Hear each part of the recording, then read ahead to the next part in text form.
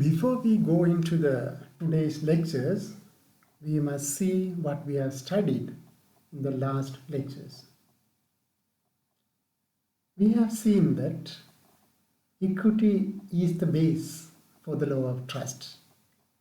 Because you may ask why we are studying this equity. That's why the first thing is equity is the base for the law of trust. And also we have seen that the best equitable doctrine is the trust. And the law of trust was born out of the equity's focus on acting on conscience. Then we have seen the pattern of the exam paper, and also we have seen recommended books. Further, we have seen the definition of equity. Equity is something like very flexible and fair and moral and justice. It is an ethical jurisdiction, and it is also a branch of the law.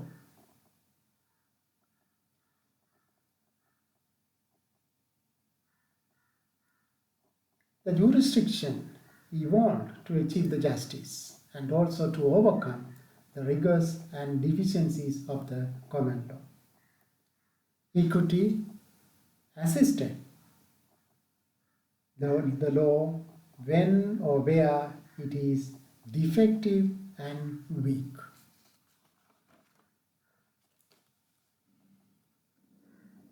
And equity assisted to achieve the fair results. And also we have seen the part of conscience. That's a very big issue in the equity part. But generally, we can't define that conscience, and very difficult to understand. That's why we have compared that one to the intention in the criminal law.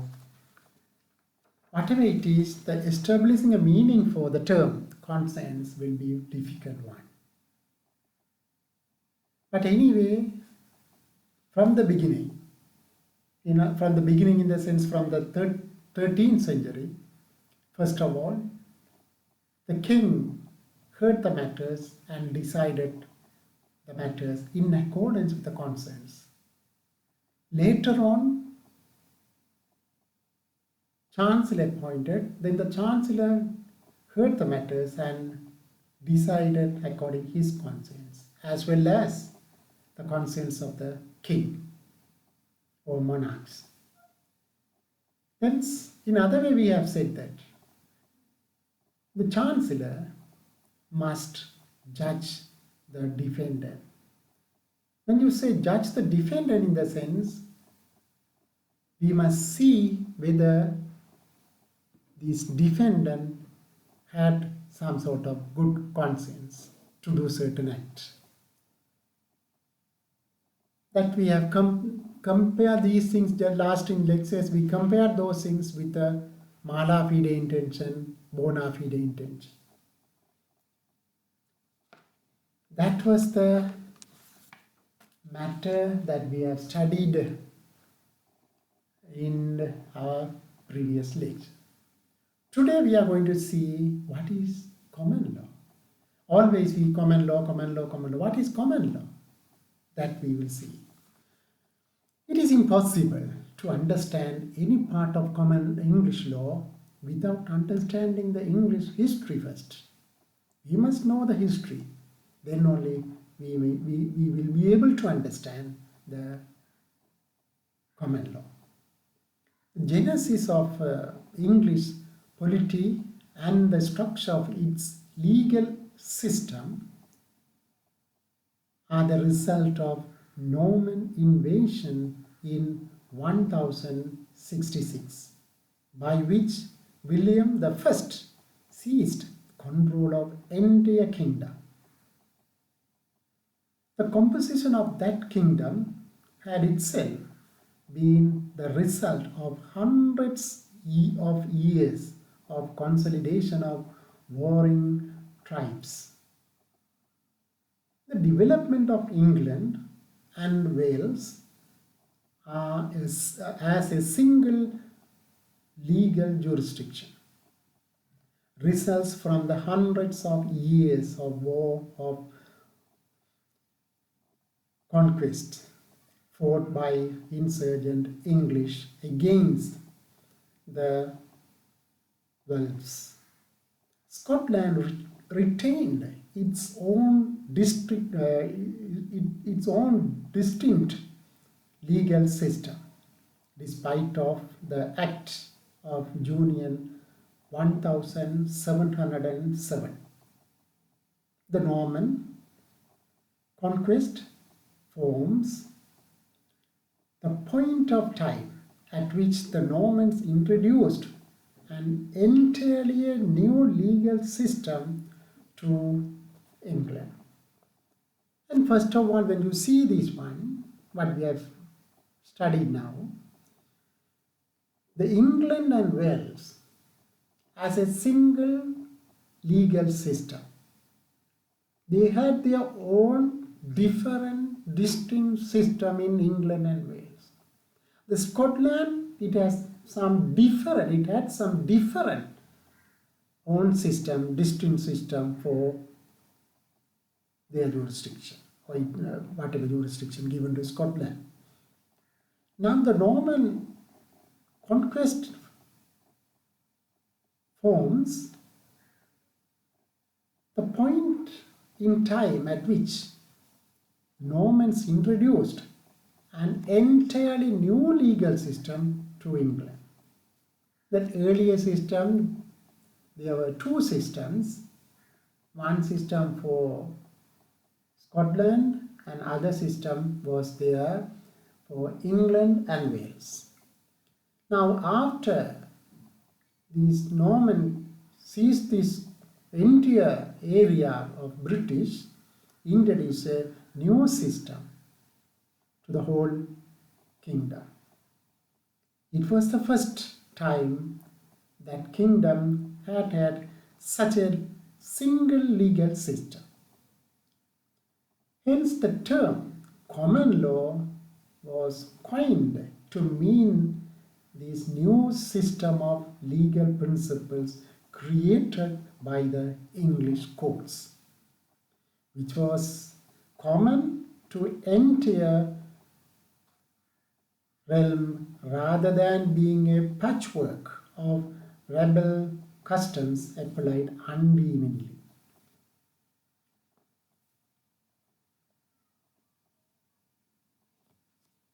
Now we'll move to other PowerPoint, to the next one. Hentry II created the courts of King Bench to hear the matters otherwise brought before the crown. For these early medieval courts and principles of common law began. Then first time Hentry II created courts, that was the King's Bench. The King Bench started hearing the matters and determined. That determination was the principles of common law. Then the common law started growing. The rights were found and obligations created as a result of decisions of these early courts.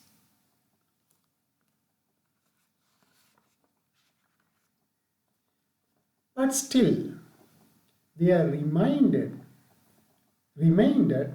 however, a right to petition the king directly if it was thought that decision of the common law courts was unfair and unjust. Now in this point, if a person is grieved by the decision of the common law courts, he must have some sort of appeal system. But at that time there was nothing at all. Then the people has a right to petition to the king for some sort of relief. That right, even after court established, king bench established, was there. For the monarchy, this provided an important safeguard against the power of the courts by reserving the ultimate control over the administration of justice to the person of monarchs. Now, even after courts, the king bench established, created, and started hearing the matter and determine everything, but there was a catch on that point. That what is the catch there? There was a system by which you can petition to the king to check, or if you are not happy with the decision, there is another mechanism, you can go to the king. Now the present days, appeal is must everywhere. That's why in our courts in Sri Lanka, when you go, I think you would have studied in your first year legal system. Every matter, generally every matter, whether it may be a civil or the criminal matter, generally it has two appeals. There are exceptions. Sometimes there may be one and only appeal. Sometimes there is no appeal at all, such as the petition in relation to the violation of or infringement of fundamental rights or language rights. No appeal at all. Right. Anyway, here, when you see in this English legal system, even the courts created, there's a safeguard against the powers of the court, these court, by reserving ultimate control of the administration of justice to the person of monarchs. However, proliferation of suits that were brought directly before king eventually required creation of separate mechanism for hearing them. Now that is generally, naturally, if the king started hearing the matter, then whether the person is really aggrieved or not, everybody started sending petition to the king. Then proliferation of suits. The king was unable to hear all these matters. Then what happened? That's the next slide. We will go to move to next one. During the medieval period, position of Lord Chancellor was created to hear the petition. Why is that? Because king was unable to hear all these petitions. That's why king established or appointed Chancellor to hear the matters and settle. Now, what is going to happen? The petitions must be addressed to the king or the council. Then the matters will be referred to the Chancellor to hear the matter and settle. Then medieval period. Medieval Lord Chancellor was empowered to issue royal writs on behalf of crown. That's a big person. Lord Chancellor was a politician and foremost. Until 1741, it was the Lord Chancellor who would have been considered Prime Minister to the Crown. Then more or less second in command. The king, the next one, Lord Chancellor. Then we will see here, during the medieval period, position of Lord Chancellor was created to hear those petitions which would otherwise have directly taken to the monarchs. Medieval Lord Chancellor was empowered to issue royal writs on the behalf of the crown, but gradually acquired power to hear petitions directly during 13th and 14th century. After some time, no point of addressing to the king or the council, better we can directly address to the Chancellor, Lord Chancellor.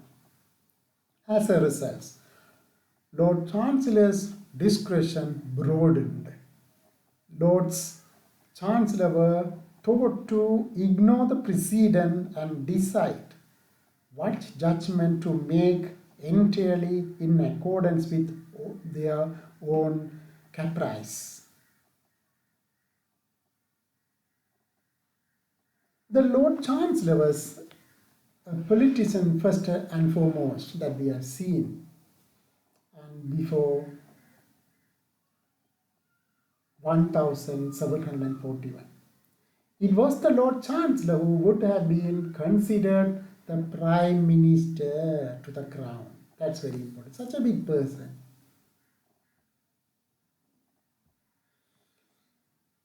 Then what happened? The Lord Chancellor summoned the defendant to appear before him. Why is that? To justify their behavior. Because whether he has done something or whether he did something or committed something with good conscience. Then what we should do is, the Chancellor summoned the defendant to appear before him to justify their behavior. This jurisdiction of the Lord Chancellor arose from range of writs which he would have served even after a court of common law had given judgment.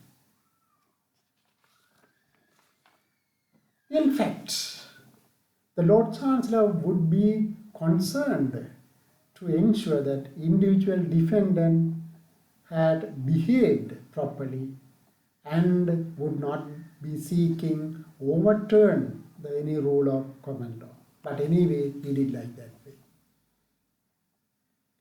Then since Constitutional Reforms Act 2005, Lord Chancellor need not to be a lawyer.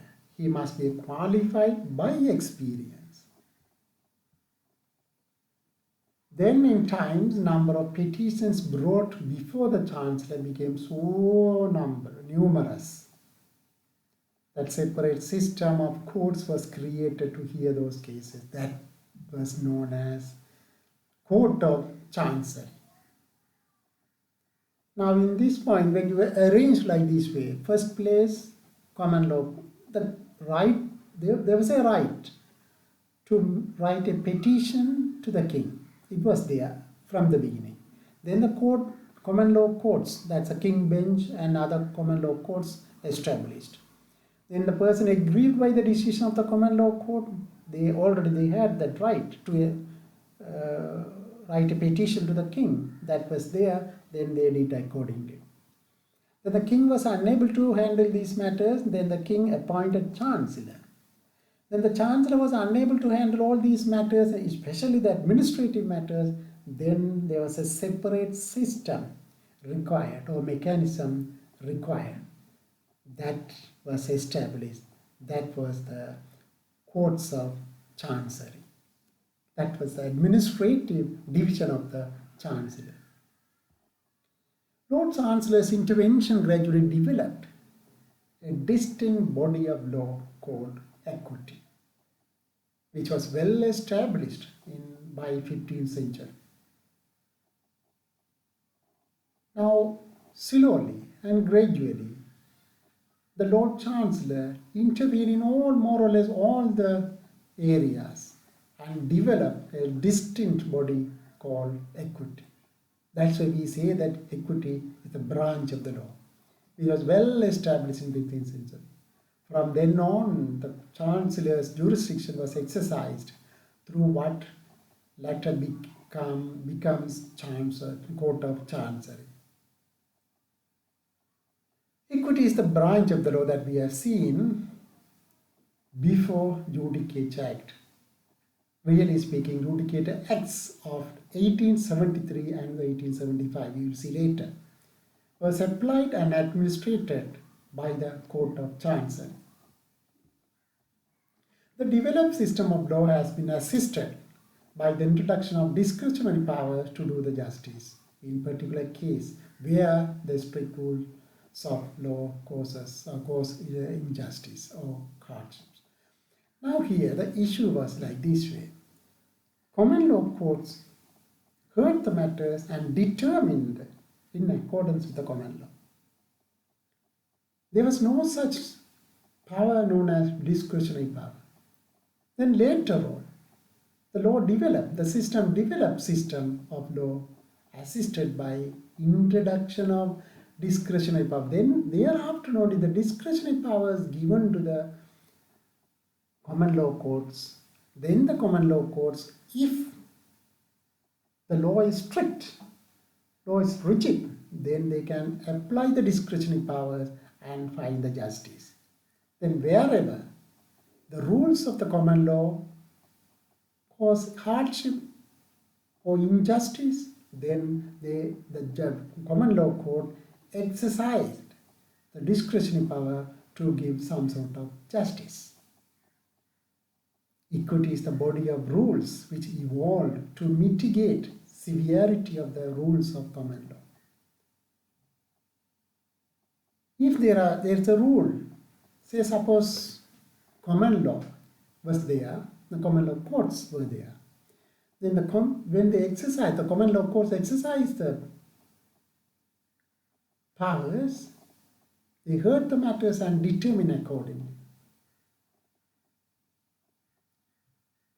Sometimes they can go beyond that, but equity assisted lot to mitigate severity of the common law and soften some common law and give some sort of relief or reasonable relief or justice to the people.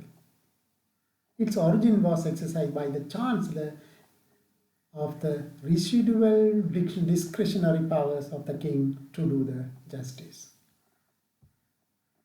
Then we will see the history of the Court of Chancery.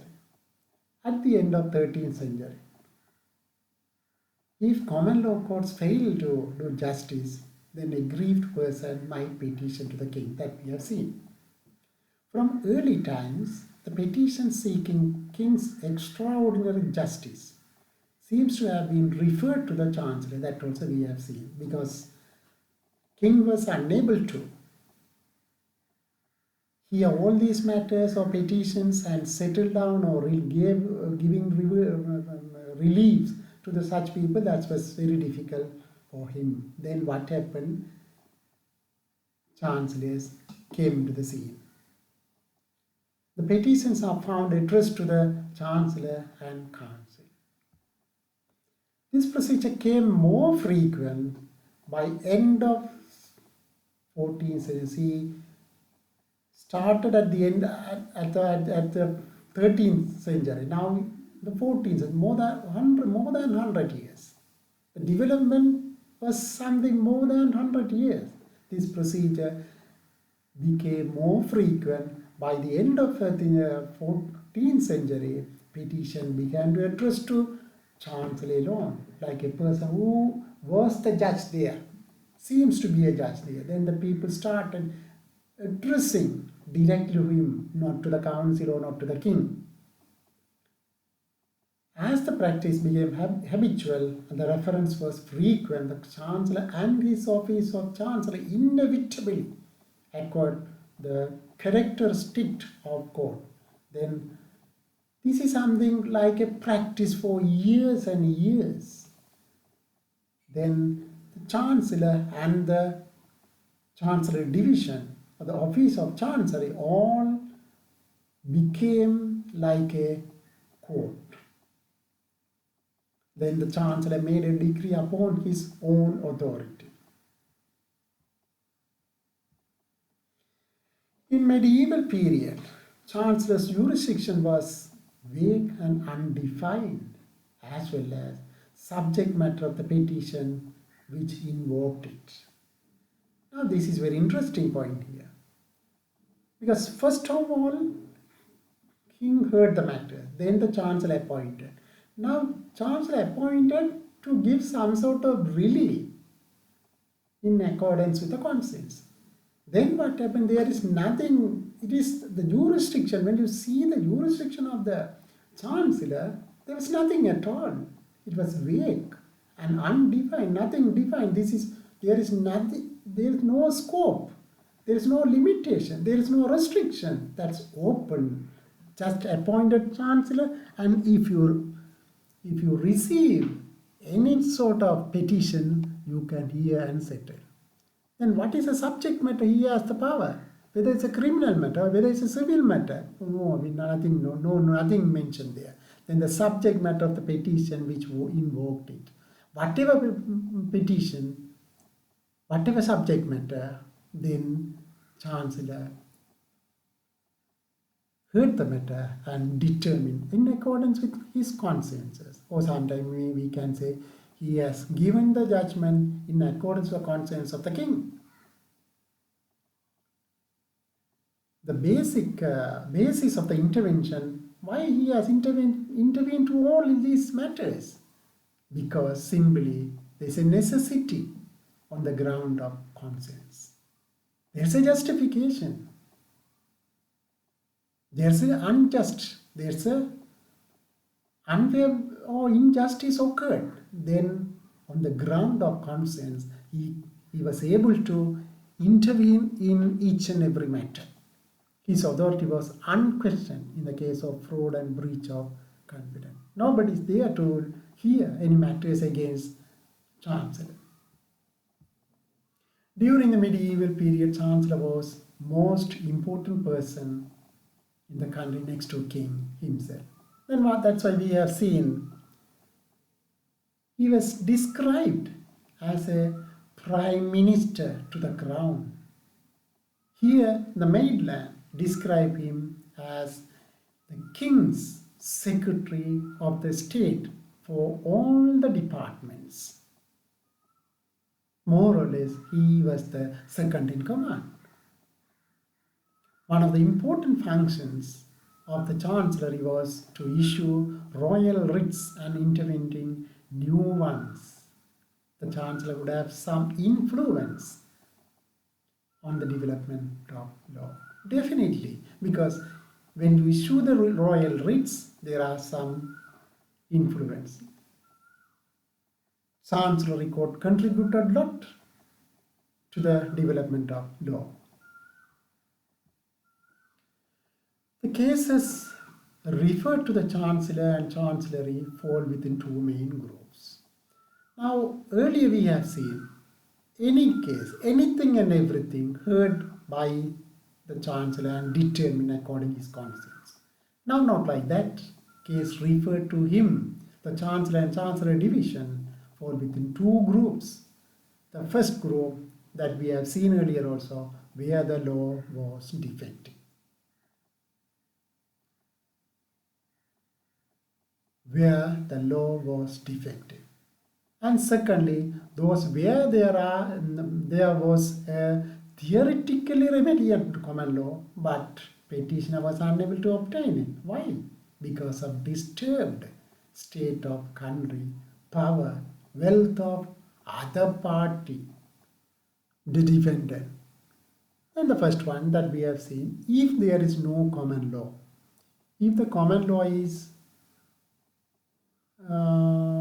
not provided for something,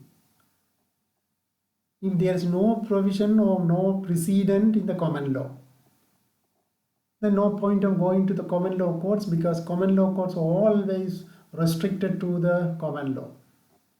Then if there is a defective, then no point of going there.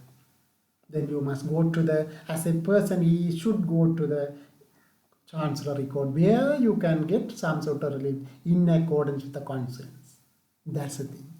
Then secondly, if the defendant is very powerful man, he's a wealthy fellow, then you can't challenge with him. You can't challenge him anyway. And also the country situation also highly disturbed in those circumstances. Even if there's a remedy in the common law, but if you go to the common law courts, sometimes common law courts are reluctant to give some sort of relief because of the wealthiness and powerfulness of the defendant. Then in those cases also, the people must go to the chancery court. Whatever it is, the second one is very rare. The first one is the important one. Where the law was defective, then the people must go to the chancery court. In exercising jurisdiction in cases of this kind, it is unlikely that the chancellor regarded himself as administrating separate system of law, that is, court of chancellery. Consequently, hardships increasingly often arose because of defects in the law, and petitions began to be brought on the ground. Then, as I told you now, not the second limb or second reasons.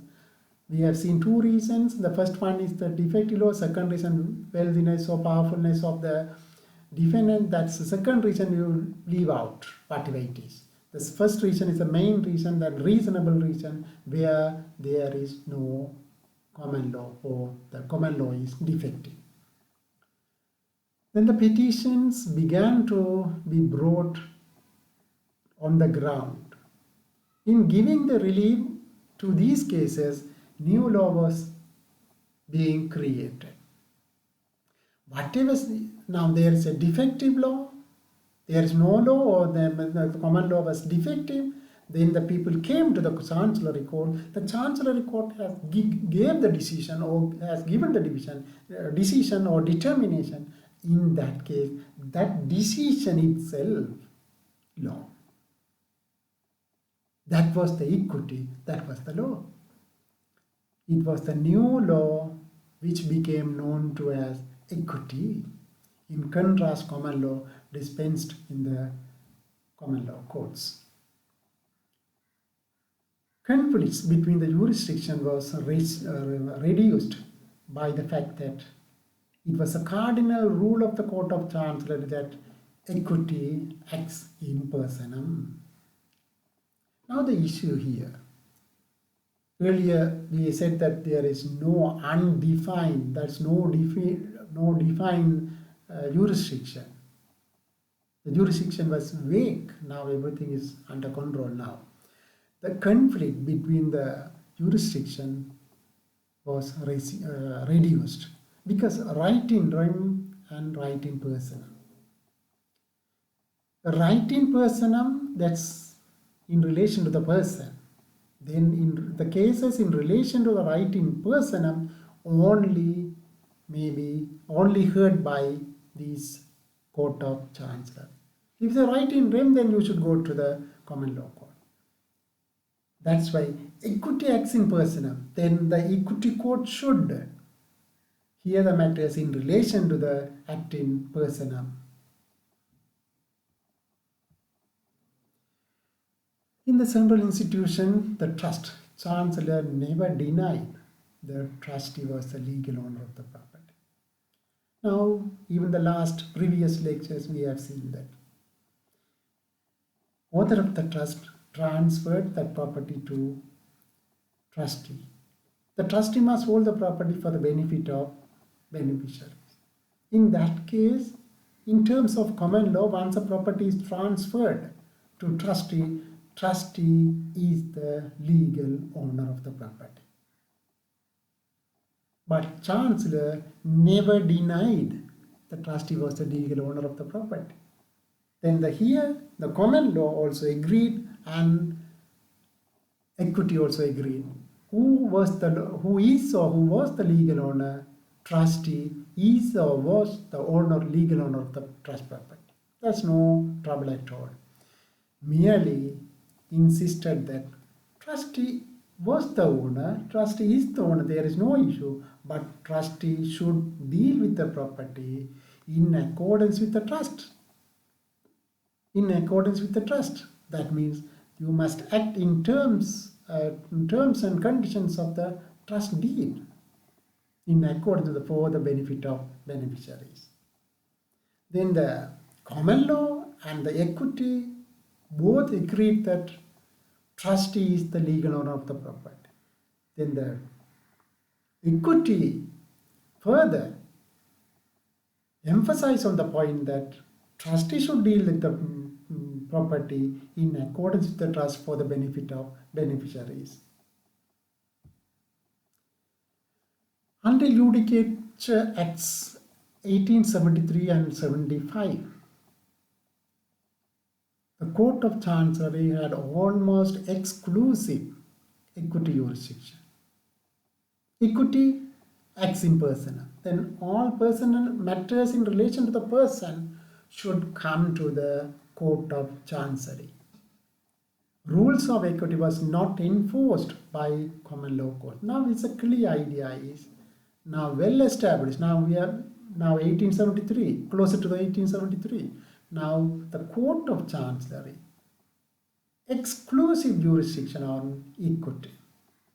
The rules of equity was not enforced in the common law courts. Then the separate, very well established system there. One side common law and common law courts, other side equity and Court of Chancery.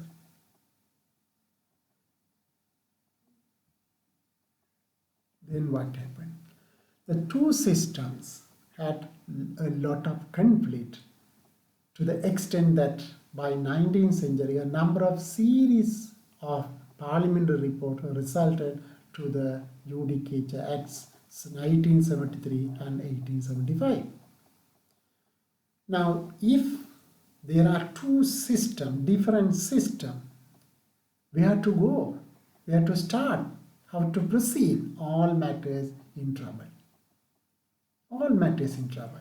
Because now suppose, first of all, the expectation was that you must go to the common law courts. You go to the common law courts and file an action, the hearing started in between, you want to get some sort of equitable remedy. If the person who filed an action in the court of common law courts wanted to get some sort of equitable remedies, then that person should go to the Chancellery Court to get that equitable remedies. Because equitable remedies won't be given in the court of common law courts. Then the first place, where to go. Second place, if you say that you must go to the common law courts, again problem is there. Once you go to the common law court, you don't know where to do, what to get. If you want to get equitable remedies, that will not be given there. Then you must go to again Chancellery Court and stop the case in court, the common law court, and come to this one, which is Chancellery Court. Then once you finish this one, again you must proceed with the case in the common law. That's all the people wondering here and there. Where to go, where to stop, where to start, all complicated. That's why two systems had a lot of conflict, to the extent that the people then thereafter so many reports to the Parliament. No, this cannot be there. We can't go here and there at all. There must be one place where we must get all the relief. People can't go to this court and in between you stop that court and go to the Chancellery Court again, you stop there and come back to the common law court, all wandering here and there. That should be stopped. Because of that issue, two acts. Those were Judicature Acts 1873 and 1875 introduced. Two acts were responsible for amalgamating the existing superior court into single Supreme Court of Judicature. Single Supreme Court of Judicature. The applicant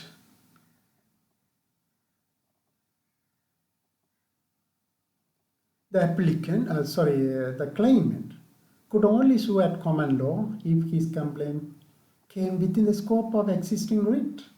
In 13th century, available writs covered by very narrow ground. Even if the claim came within the scope of existing writ, he may have been that for some reason, such as power and influence of the defendant, etc., you must go to some other place, like Chancery Court. Then what happened here finally? It was possible after the Statute of Uses 1535 to create an equitable interest in the land by imposing a use upon the leasehold or by requiring the legal owners of the freehold land to collect the rent and profit and to pay the such rent and profits to the beneficiary. That's the law of trust that we will study later, don't worry now. If the land limited to A to use of B to use of C, is it possible to argue that first use will be executed and that B hold the legal estate to the use of C? That we will see in the next slide here. Such a solution was reached by 1700. The second use is called trust. Sort of form which became settled the practice was to omit A, that's the author of the trust that we will study later, and to make disposition unto the use of B in trust for C. That we will study later. No need to worry about that. That's we will, when you go into the subject of trust, we will see clearly. However, the story of the development is confused and uncertain. Then no need to worry. Then, if the land was given to A on the A's undertaking to hold the land to the use and benefit of B, it is unconcernable for A to keep it for his own benefit. He can't do that. B, however, had no legal claim or title of the land because the property given to A. The conveyance to A gave him whatever legal estate was conveyed. At common law, A could exercise all the rights which that estate gave him. Once a property gave him, that we have already discussed, if the property transferred to B, trustee, according to the common law, he can exercise all the rights, whatever, on the property. From the beginning of the chancellorship of the Lord Nottingham in 1673 and to end of that Lord Eldon in 1873, equity was transformed from the jurisdiction based upon the personal interference of chancellor into system was established by established rules and principles. Then we have seen this one. We will further move on this topic there. Then in the 19th century, now we are closer to the area time, the modern law of trust developed and shaped to meet entirely new conditions of social life. Now we have spoken in relation to the Judicature Acts 1873 and 1875. Now amalgamated both system, and now there is a one and only single Supreme Court established. All the equitable powers, giving the equitable remedies, whatever given to that single Supreme Court.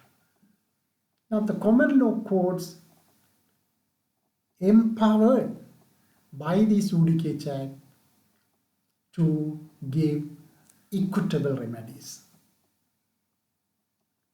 The Section 25 of the Supreme Court of Judicature Act 1873 provided for a solution of many problems in which those rules would conflict. Subsection 11 contains the general residual clause. Generally, in all the matters in which there's any conflict or variance between the rules of equity and rules of common law with reference to the same matters, rules of equity shall prevail. Now, the system, the different well-established two different system, one system common law court system or common law legal system, in the other system like equity system, equity chancery court, all these things are there, chancery court thing is there. Now both merged, and merged in the sense all the powers in relation to the equitable remedies given to the common law courts. Now if there are issues in between, whether common law provides like this way, but equities provide this way, then which should follow, which one should be followed. In that case, there is no issue at all. Rules of equity shall prevail.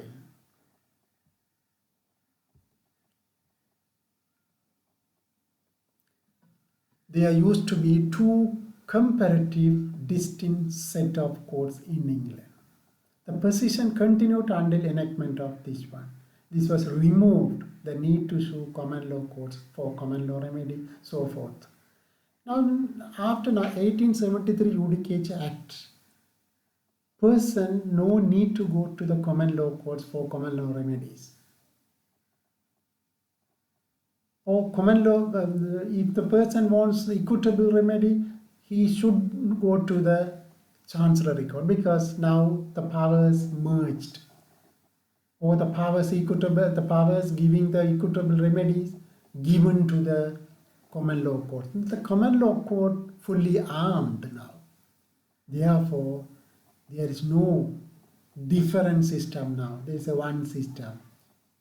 Before the Judicature Act 1873 came the full effect in 1875, it was necessary for a litigant to decide whether his claim related to common law or related to equity. Because if the claim was in relation to the equitable remedy, then you must go to the Chancellor Court before 1873 Judicature Act. Likewise, if the common law, if a person wanted to get common law remedy, then he should go to the common law courts, not to the Chancery Court. Now the matter is over because both merged, and the powers, every giving the equitable remedies or whatever, given to the common law courts. Now no need to go here and there, you go to one place. As a result of these 1873 and 1875 Judicature Acts, what happened? The practical distinction between common law and equity disappeared. However, it is very important to understand intellectual distinction remains. Now the issue here, again, now the court, the administration, that's the word we must say, the administration of common law and equity merged. That's no doubt. There is no doubt at all, because earlier there were two different systems. Now the Judicature Act merged together and established one single system, Supreme Court. One Supreme Court. Then the powers, everything given to the common law courts. Now there is the administration of common law, administration of equity merged, and now there is no different system at all after 1873 and 75 Judicature Acts. But still, we must understand that there is a distinction, because whether the common law courts, now they suppose courts, because there is no two things, common law court and chancery court, because that's one.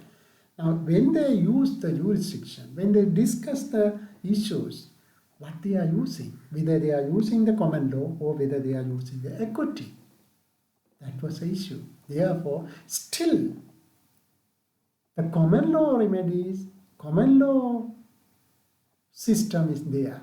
Like here also, equitable remedies. Now suppose there's a specific performance. If the person wanted to get some sort of specific performance, in that case, he must ask for specific performance that's the equitable remedy. But nowadays, after 1873 Judicature Act, the person who can file an action in the common law court empowered to give equitable remedy after 1873 Judicature Act.